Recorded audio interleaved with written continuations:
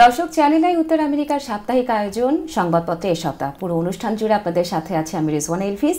আজকে আমার সাথে যিনি উপস্থিত আছেন বাবু কামরুজ্জামান, তিনি হচ্ছেন নিউজ 24 এর স্পেশাল করেসপন্ডেন্ট। ভাইয়া স্বাগতম আপনাকে, কেমন আছেন? ভালো আছি, ধন্যবাদ আপনাকে। আপনি তো আসলে 10 দিনের একটা সফর শেষ করে আপনি আসছেন, আজকেই মনে হয় আপনি? না, আমি কয়েকদিন আগে এসেছি। আচ্ছা, আপনি যদি আমরা শুরুতেই যদি আপনার ওয়াশিংটনের 10 দিনের বিশ্ব ব্যাংকের যে অনুষ্ঠান সেটা নিয়ে যদি আমরা শুরু করি আজকে, তার আগে আমি আসলে আমাদের এখানে যে আপনি জানেন যে প্রতি সপ্তাহে আমাদের এখানে কিছু বাঙালি পত্রিকা যা পাবলিশড হয়, আমি তাদের একটু হেডলাইন পড়ে আসি, তারপরে আপনার সাথে গল্পে চলে যাব। আমার হাতে যে পত্রিকাটা আছে সেটা হচ্ছে দেশ আসলে কয়েকটা হেডলাইন করেছে। আমরা জানি যে এরই মধ্যে কিন্তু পাকিস্তান ভারতের যে যুদ্ধ সেটা কিন্তু স্থগিত ঘোষণা করা হয়েছে। এই মুহূর্তে আসলে যেটা আমি পড়তে চাচ্ছি, যে আগামী বছরেও কি নির্বাচন হবে, এটা আসলে ইঙ্গিত করেছে আমাদের বাংলাদেশের যে পরিস্থিতি সেই নির্বাচন নিয়ে। তারপরে আমার হাতে যে পত্রিকাটা আছে সেটি হচ্ছে প্রজ্ঞা যে হেডলাইন করেছে, যুক্তরাষ্ট্রে অবৈধ অবস্থানকারীদের জন্য কঠোর নির্দেশনা, 30 দিনের মধ্যে বাধ্যতামূলক নিবন্ধন, নইলে জেল জরিমানা। এটা আসলে খুবই ইম্পর্টেন্ট। আমরা যারা বাঙালি আছি, আমরা যারা আসছি বাংলাদেশ থেকে, তাদের জন্য আমরা এই বিষয়টা নিয়ে একটু আলোচনা করব। এরপরে আমার হাতে যে পত্রিকাটি আছে সাপ্তাহিক প্রবাস, তারাও কিন্তু আসলে যেহেতু আমাদের সাপ্তাহিক পত্রিকা, তারাও আসলে তাদের হেডলাইন করেছিল পাকিস্তান ভারতের আসলে সেই সময়ের যুদ্ধ নিয়ে। আমি তারপরে আসলে যেটা আছে মৌলিক সংস্কারের পরে জুনেই আগেই নির্বাচন, এটা কিন্তু আমাদের বাংলাদেশের নির্বাচনকেই ইঙ্গিত করেছে। এরপরে আছে সাপ্তাহিক নবযুগ, তারা যেটা করেছে নিউ ইয়র্কের 80 লাখ মানুষ পাচ্ছে $400 করে। এই বিষয়টা নিয়েও আমরা হালকা একটু আলোচনা করব। তারপরে আমার হাতে আছে সাদা কালো, এবং সাদা কালো তারা আসলে যেহেতু সাপ্তাহিক পত্রিকা, তারাও আসলে এই হেডলাইনটা করেছিল পাকিস্তান ভারতের যুদ্ধ নিয়ে। আমার হাতে তারপরে আছে আজকাল ভেঙে গেল নিউ ইয়র্কের বইমেলা। আপনি জানেন যে নিউ ইয়র্কের বইমেলা কিন্তু বহুল, আমি কি বলবো, জাঁকজমকপূর্ণ এবং আলোচিত। সেই বইমেলা আসলে দীর্ঘ, আমি বলবো যে অনেক বছর পর আসলে এবারে এরকম একটা সিচুয়েশন এসেছে। আমরা সেটা নিয়েও হয়তো একটু আলোচনা করব। এবার আপনি চলে যাই যে আপনি যেহেতু ওয়াশিংটন থেকে এসেছেন, আপনি বিশ্ব ব্যাংকের এই বিষয়টা নিয়ে যদি প্রথমে শুরু করি। আমি ধন্যবাদ আপনাকে। আমি মূলত যেহেতু একজন বিজনেস জার্নালিস্ট হিসেবে নিউ ইয়র্কে এসেছিলাম এবং আপনার এই শোতে এর আগেও কথা হয়েছিল। আমি ওয়ার্ল্ড ব্যাংক IMF এর যে বসন্তকালীন বৈঠকটি হলো, সেখানে আমাদের গভর্নর ডক্টর মনসুর এসেছিলেন, আমাদের অর্থ উপদেষ্টা ডক্টর সালেউদ্দিন আহমেদ এসেছিলেন। সেখানে আপনি জানেন যে বিশ্বের 190টিরও বেশি দেশ কিন্তু সেখানে জমায়েত হয় এবং তারা মূলত আগামী দিনের অর্থনৈতিক পূর্বাভাসগুলো সেখান থেকে দেয় এবং ইকোনমিক আউটলুক যেটি একেবারে ইকোনমিক আউটলুক যেটি বৈশ্বিক প্রবৃদ্ধির পূর্বাভাস সেখান থেকে উঠে এসছে। সেখানে বাংলাদেশ বিষয়ে আলোচনা হয়েছে, বাংলাদেশের কিছু প্রাপ্তি অপ্রাপ্তি রয়েছে। একেবারে ছোট করে যদি আপনাকে সেখানকার কথা বলি, দ্বিতীয় দিন সেখানে ইকোনমিক আউটলুক প্রকাশ করা হয় এবং বাংলাদেশের একটা বড় টার্গেট ছিল, এবার লক্ষ্য ছিল, যেখানে একটা বাংলাদেশের যেহেতু প্রতিনিধি দল এসেছিল, যে IMF এর যে ঋণের পরবর্তী কিস্তিগুলো সেটার একটা ফয়সালা, সেটির ফয়সালাটা শেষ পর্যন্ত কিন্তু হয়নি। IMF এর একটি শর্তের জায়গায় তারা অনড় অবস্থানে ছিলেন এবং বাংলাদেশও তাদের অবস্থানে অনড় ছিলেন। সেটি হচ্ছে সেই শর্তটি, দুটি শর্ত মূলত। একটি হচ্ছে আমাদের রাজস্ব আহরণের জায়গায় আমরা যেহেতু এখনো পিছিয়ে আছি, গড় GDP অনুপাতটাকে তারা বাড়ানোর কথা বলেছেন একই সঙ্গে। আর দ্বিতীয় যে শর্তটি ছিল সেটি ছিল মূলত তাদের যে প্রধান শর্ত, যে বিনিময় হার বাজার ভিত্তিক করে দেয়া, যেটি পুরোপুরি বাজার ভিত্তিক হবে। অর্থাৎ এখন হয়তো সেটি 120 টাকা রয়ে গেছে, যে না এটি 120 থেকে 125 যেতে পারে, 30 যেতে পারে, বাজার যখন যেমন থাকবে তার উপরে নির্ভর করবে। আমরা বাংলাদেশের যেটি অবস্থান, বাংলাদেশ সরকার বলছেন, অর্থ উপদেষ্টাও বলেছেন, গভর্নরও বলেছেন যে না, এখন বাংলাদেশের যে সামগ্রিক পরিস্থিতি, মূল্যস্ফীতির যে পরিস্থিতি, তারা সেই জায়গাটিতে সেটি করতে চাচ্ছেন না। এই জায়গায় বনিবনা না হওয়ার কারণে শেষ পর্যন্ত সেটি নিষ্পত্তি হয়নি আসলে। আর সব মিলিয়ে কিছু অর্থনৈতিক প্রবৃদ্ধির পূর্বাভাস আমরা দেখেছি। বাংলাদেশের প্রবৃদ্ধি তারা 3.8% পূর্বাভাস দিয়েছেন যে আগামী অর্থ বছর আসবে, কিন্তু সরকার মনে করেন 5% বেশি হবে। তো এই মোটা দাগে কিছু বৈশ্বিক প্রবৃদ্ধির পূর্বাভাস এসেছে। সেটি গড় প্রবৃদ্ধি তারা বলেছে 4.5%, তারা বলেছে বাংলাদেশের হবে 3.8%। এর বাইরে গভর্নর টক একটি হয়, যেটি মালয়েশিয়ান গভর্নর এবার প্রতিনিধিত্ব করেছেন আসিয়ান দেশগুলোর মধ্যে। সেখানে গভর্নর টকে সুশাসনের বিষয়, ব্যাংক খাতের শক্তিশালী করার বিষয়গুলো এসেছে। সব মিলিয়ে এই বিষয়গুলো মোটা দাগে আলোচিত হয়েছে। এইবারে ভাই আমি চলে যাই, যেহেতু আমরা এই মুহূর্তে আসলে নিউ ইয়র্কে অবস্থান করছি, যুক্তরাষ্ট্রে অবস্থান করছি, সেই দিকে চলে যায়। যুক্তরাষ্ট্রে অবৈধ অবস্থানকারীদের জন্য কঠোর নির্দেশনা চলে আসছে এবং 30 দিনের মধ্যে যদি তারা আসলে নিবন্ধন না করে তাহলে জেল জরিমানা হতে পারে। এই বিষয়টা নিয়ে যদি আমরা একটু আলোচনা করি, আসলে আগে তো এই সিস্টেমটা ছিল না যে আপনি 6 মাসের জন্য আপনি স্টে করতে পারবেন, তারপরে আসলে আপনার অন্যান্য প্রক্রিয়ায়। এখন আপনি বলেন যে আসলে আমরা তো বাঙালিরা তো প্রচুর আসছে, তাদের ক্ষেত্রে আসলে এটা কি অশনি সংকেত বলতে পারি আমরা? না, এটা নিশ্চয়ই অশনি সংকেত ঠিক নয়, তবে এটাকে বলবো যে অভিবাসন নীতিতে আমরা দেখেছি যে ট্রাম্প যে খড়গ বা একটার পর একটা আসলে নীতিমালা দিচ্ছেন, তাতে করে একটা কড়াকড়ি করা আর কি, অনেক বেশি কড়াকড়ি, এটা রেস্ট্রিকশন পলিসি, এটাকে রেস্ট্রিকশন বাড়িয়ে দেয়া।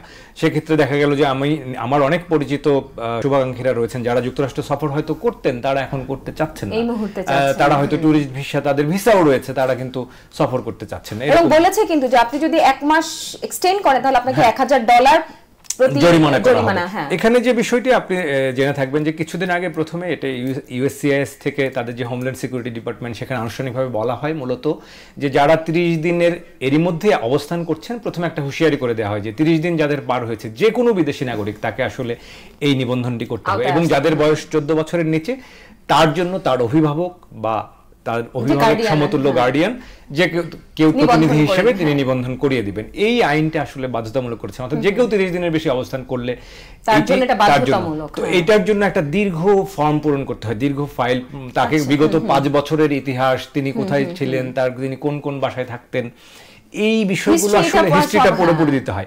এইটা মূলত তারা চাচ্ছেন যে যুক্তরাষ্ট্রে যেহেতু সন্ত্রাসী কার্যক্রমের কথা ট্রাম্প বারবার বলছেন যে সেই কার্যক্রম থেকে তারা বেরিয়ে আসছে, আমি বলতে পারি সেফটি এন্ড সিকিউরিটি, সিকিউরিটির কথা বলছেন, কিন্তু এটি আসলে অনেকের জন্য আবার একটা হয়রানিও বটে যে তিনি হয়তো 2 মাসের প্ল্যান করছেন যে আমি যুক্তরাষ্ট্রে এবার পরিবার নিয়ে এসে 2 মাস ঘুরবো।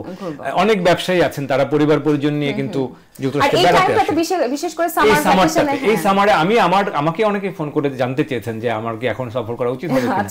তো সেই জায়গা থেকে আমার আসলে আজকের এই আলোচনাটা প্রাসঙ্গিক, যে কারণে বললাম যে সেই জায়গা থেকে আমার কাছে মনে হচ্ছে যে এটা অনেক বেশি রেস্ট্রিক্টেড করে দেয়া আছে। এখন এটি যেহেতু আইন করেছে, আপনি তো আসলে আইন বহির্ভূত বা আইনের বাইরে যাওয়ার সুযোগ নাই, সেই জায়গা থেকে তাদেরকে 30 দিন পার হলে এসে অনলাইন প্রসেসে এটির জন্য কোনো খরচ করতে হবে এমন নয়, সেটি তাদেরকে আসলে করতে হবে, এবং কেউ চাইলে আসলে কোনো অ্যাটর্নির মাধ্যমেও আসলে সেই সমস্যা সমাধান করতে পারে, এবং বেশিরভাগই তাই করতে হয়। অ্যাটর্নির কাছে নিজে নিজে পূরণ করতে গেলে অনেক রকম জটিলতা থাকতে পারে। আমি এবারে চলে যাই ভাই, আমরা তো জানি যে বাংলাদেশের বর্তমান যে পরিস্থিতি, আসলে বিএনপি চাচ্ছে যে as soon as possible যেন নির্বাচন দেওয়া হোক, এবং বর্তমান যে সরকার আসলে আছে তারা চাচ্ছে যে একটা আরেকটু সিচুয়েশনটা তাদের কন্ট্রোলে এনে সুষ্ঠু নির্বাচনের পথে তারা যাবে।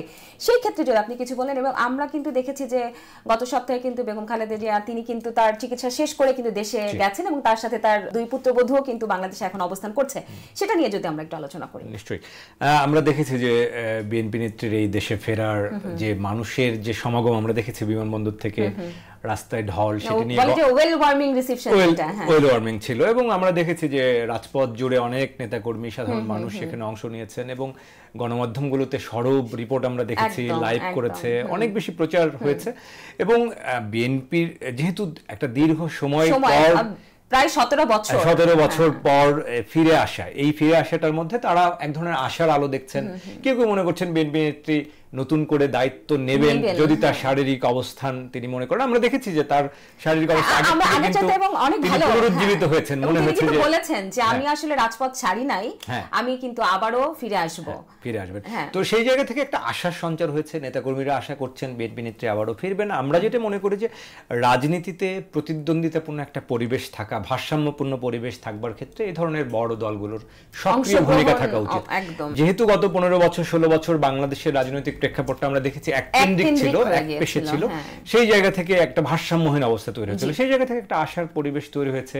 এখন মানুষের মধ্যে একটা আশা তৈরি হয়েছে, নিশ্চয়ই তার এই ফিরে যাওয়া এবং তিনি যদি আবার রাজনীতিতে সক্রিয় হন, সেটি নিশ্চয়ই রাজনীতির জন্য বা আপামর মানুষের জন্য আমি বলবো যে এটা কল্যাণকর, রাজনীতির জন্য সামগ্রিকভাবে কল্যাণকর। ক্ষমতায় কে আসবেন সেটি তো জনগণ ভোটের মাধ্যমে নির্বাচিত করবেন, কিন্তু রাজনীতির জন্য, রাজনীতির পরিবেশের জন্য সেটি নিশ্চয়ই একটা ইতিবাচক দিকই। আমি এবার ভাই আমি চলে যাই যে আমি তো আসলে আপনিও জানেন যে আমাদের বাংলাদেশে যে আসলে বইমেলা হয়, নিউ ইয়র্কেও কিন্তু খুবই জাঁকজমকপূর্ণভাবে বইমেলাটা হয়। এই বছর কিন্তু বইমেলাটা হচ্ছে না, আজকাল কিন্তু তারা হেডলাইন করেছে যে ভেঙে গেল নিউ ইয়র্কের বইমেলা।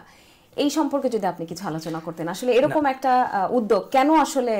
না, আমি এই সংবাদটির বিস্তারিত পড়িনি, তবে যতটুকু আমি জেনেছি যে নিউ ইয়র্কের বইমেলাটার যারা পৃষ্ঠপোষকতা করেন, আপনি জানেন যে কিছুদিন আগে রেমিটেন্স যে ফেয়ারটিতে গভর্নরের অংশ নেওয়ার কথা, এবং পরবর্তীতে তিনি অংশ নেননি, এবং সেটি নিয়ে নিউ ইয়র্কের অনেকগুলো, আমি যেহেতু এখানে অবস্থান করছি সংবাদকর্মী হিসেবে দেখছি, আমি সেই সংবাদপত্রগুলো পড়ে আমিও যেটি দেখেছিলাম যে গভর্নর সেখানে শেষ পর্যন্ত অংশ নেননি।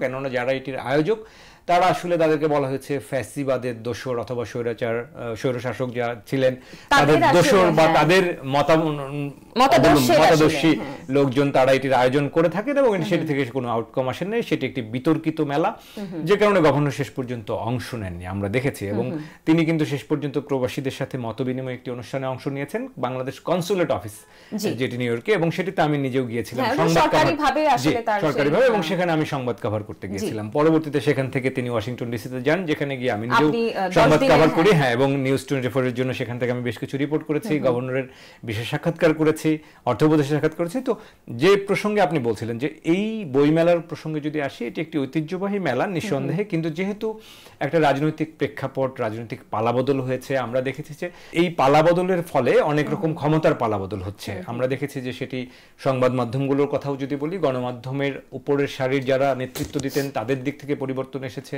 সব জায়গায় একটা পরিবর্তন হচ্ছে। কিন্তু সেটি কতটা ইতিবাচক হচ্ছে, কতটা নেতিবাচক হচ্ছে, কতটা প্রতিহিংসা পরায়ণ হচ্ছে, সেটি জনগণ শেষ পর্যন্ত রায় দেবেন, তাদের মতামত দিবেন। কিন্তু বিষয় হচ্ছে যে আমি কতটা ভারসাম্য বজায় রাখছি। এখন এই নিউ ইয়র্কের বইমেলায় যদি আমার কথা হচ্ছে এই বইমেলাটা যেন সাধারণের জন্য আয়োজনটা যেন বন্ধ না হয়। সেটি কারা আয়োজন করছেন, সেটির আয়োজন, সেটি যদি মনে হয় যে না অন্য কেউ করলে সেটি আরো ভালোভাবে হবে, বাট সেই আয়োজনটা যেন হয়। সেটি একেবারে বন্ধ হয়ে গেল, নিউ ইয়র্ক বইমেলা আর হলো না, সেটি তো আবার মানুষ মনে করবেন যে এক ধরনের প্রতিহিংসা পরায়ণ আচরণ হয়ে যাচ্ছে। সেই জায়গাটি আগামী দিনে চিন্তা করা, মাথায় রাখা। আমরা আসলে একদমই শেষ পর্যায়ে চলে এসেছি। আমি ছোট্ট করে লাস্টে আমার একটা কোশ্চেন, আমি ঠিক বলবো না, আলোচনার অংশ বলতে পারি, যে আমরা দেখেছি যে গত সপ্তাহে পাকিস্তান ভারত নিয়ে আসলে তোলপাড় ছিল, এবং সুসংবাদ যে ট্রাম্পের স্থগিত হয়েছে। তো সেই ক্ষেত্রে যদি আমরা বলি যে এখানে কিন্তু বাংলাদেশেরও একটা মানে দুই রকম ভূমিকা ছিল। আসলে একটা অংশ ছিল পাকিস্তান সাপোর্টার, একটা অংশ ছিল ভারত। একজন বাংলাদেশি হিসাবে এবং সংবাদকর্মী হিসাবে জিনিসটা আপনি কিভাবে দেখছেন? এটা একান্ত আমার ব্যক্তিগত প্রশ্ন। না, নিশ্চয়ই এটা আমি ব্যক্তিগতভাবে যেটা মনে করি যে কোনো যুদ্ধ তো আমাদের কাম্য নয়। যদিও এটাকে আপনি জাতিসংঘের সংজ্ঞা অনুযায়ী যুদ্ধের যে সংজ্ঞায়িতকরণ সেটির আবার এটি ভিন্ন প্রেক্ষাপট দ্বারা, এবং সেই সংজ্ঞা অনুযায়ী এটিকে ঠিক যুদ্ধ বলা যায় না, সামরিক অভিযান বলা যেতে পারে। আবার সেই সামরিক অভিযানে কোনো মানুষের মৃত্যু কাম্য নয়, সেই সামরিক অভিযানটাও কাম্য নয়, কেননা এক দেশ আরেক দেশের প্রতিপক্ষ হয়ে দাঁড়ানো। আমরা জানি যে ভারত পাকিস্তানের সম্পর্কটা বৈরী সম্পর্ক, দীর্ঘদিন ধরে তাদের এই ক্ষেপণাস্ত্র হামলা নানাভাবেই হয়েছে। কাশ্মীর ইস্যুতে আমরা যে পরিস্থিতিটি দেখলাম সেখানে কিন্তু শেষ পর্যন্ত সাধারণ মানুষের প্রাণ গেল। তো সেই কোনো একটা প্রাণ তো আসলে কেউ ফিরিয়ে দিতে পারবে না। শেষ পর্যন্ত এই সাধারণ মানুষের প্রাণ যেন না যায় সেটি কাম্য, এবং তাদের যুক্তরাষ্ট্রের অবশ্যই এখানে একটা কৃতিত্ব, তারা এখানে একটা হস্তক্ষেপ করে শেষ পর্যন্ত একটা সমাধানে আনতে পেরেছে। যদি এটি কতটা টেকসই সমাধান সেটি একটা প্রশ্ন, দীর্ঘমেয়াদী হবে কিনা, যে কোনো সময় আবার হবে কিনা, সেটি নিয়ে কিন্তু ওই সীমান্তবর্তী মানুষের উদ্বেগ উৎকণ্ঠা থেকেই যায়, এবং সেটির ক্ষত কিন্তু যারা থেকে যায়, এবং বাংলাদেশি যারা রয়েছেন তারাও কিন্তু সীমান্তবর্তী মানুষের মধ্যে এটা নিয়ে উৎকণ্ঠা থাকে। আমরা দেখেছি যে সেটিরই প্রভাব নিয়ে কিন্তু বাংলাদেশও উদ্বেগে ছিল যে বিমান চলাচলটা স্বাভাবিক থাকবে কিনা, যেহেতু আমরা আসলে এখন গ্লোবাল ভিলেজ, বিশ্বটা একটা ভিলেজে পরিণত হয়েছে। আমি বলতে পারি যে আমাদের কিন্তু ব্যবসা বাণিজ্যও কিন্তু ভারত ক্ষতিগ্রস্ত হয়, নিশ্চয়ই পাকিস্তানের সাথে যুক্ত, সেই জায়গা থেকে আমাদের সবার কাম্য থাকবে আসলে যুদ্ধ শেষ পর্যন্ত শান্তিটাই আমরা কাম্য, আমরা সব ক্ষেত্রে সব দেশে এবং ওয়ার্ল্ড ওয়াইড যেন শান্তি থাকে, সেই প্রত্যাশা আমাদের সবার। ছোট্ট করে যদি আপনি কিছু বলতেন দর্শকের জন্য। আমি দর্শকদের উদ্দেশ্যে এটাই বলবো, আমি চ্যানেল আইকে প্রথমে ধন্যবাদ জানাই আমাকে এখানে আমন্ত্রণ জানানোর জন্য। দর্শকদের উদ্দেশ্যে বলবো যে যারা যুক্তরাষ্ট্রের প্রবাসী রয়েছেন তাদেরকে বলবো, যেহেতু ট্রাম্প প্রশাসন এখন অনেক বেশি রক্ষণশীল এবং তারা আইনের ব্যাপারে এতটাই সোচ্চার, তারা কিন্তু ইউএসসিআইএস এর অফিসিয়াল পেজে দেখবেন যে তারা বলছেন যে কেউ যদি গ্রিন হোল্ডার এবং সিটিজেনও কেউ কোনো একটা আইন ভঙ্গ করেন তাদের কিন্তু সেটি গ্রিন কার্ড, সিটিজেনশিপ বাতিল হয়ে যেতে পারে।